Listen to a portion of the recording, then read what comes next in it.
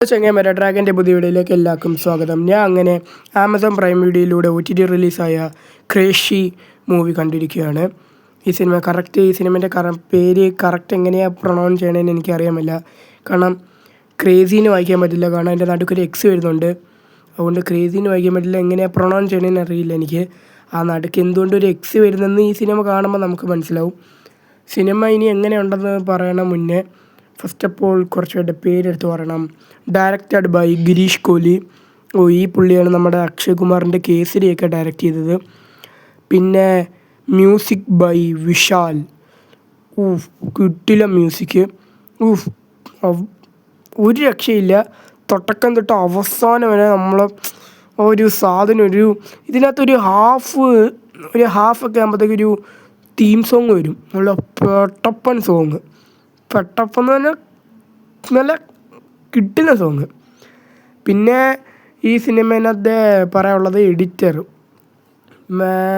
സംയുക്ത കാസ എന്നാണ് എഡിറ്ററിൻ്റെ പേര്. ഒരു ലേഡിയാണ്. കിഡിലുമായിട്ട് എഡിറ്റ് ചെയ്ത് വെച്ചിട്ടുണ്ട്. നല്ല പടപടാന്ന് പോണ എഡിറ്റിങ്. പിന്നെ സോഹം ഷാ ഈ സിനിമയിലെ നടൻ. പുള്ളിക്കാരൻ കാണുകൊണ്ടാണ് ഞാൻ ഈ സിനിമ കാണാനും ഇടയായത്. കാരണം പുള്ളിക്കാരനാണ് തമ്പാദിലെ നടൻ. തമ്പാദ് സിനിമയിലെ മേക്കേഴ്സ് തന്നെയാണ് ഈ സിനിമയിലും വർക്ക് ചെയ്തിട്ടുള്ളത്. അതൊക്കെ കാണുകൊണ്ടാണ് ഞാൻ ഈ സിനിമ കണ്ടത്. പിന്നെ ഈ സിനിമയിനകത്ത് നമ്മുടെ മോഹൻലാലിൻ്റെ എലോൺ എന്ന് പറയുന്ന സിനിമയുണ്ട്. അതേക്കൂട്ടാണ് ഈ സിനിമയും. അതായത് തുടക്കം തൊട്ട് അവസാനം വരെ നമ്മൾ ഒരാളെ മാത്രമേ സ്ക്രീനിൽ കാണാൻ പറ്റൂ. എലോണിനകത്ത് അങ്ങനെയായിരുന്നല്ലോ. പക്ഷേ ഇതിനകത്ത് വരുമ്പോൾ ക്ലൈമാക്സിൽ മാത്രമേ ഉള്ളൂ രണ്ടുപേരെ കാണാൻ സാധിക്കുന്നു. സോറി, സ്പോയിലർ പറഞ്ഞു പോയി.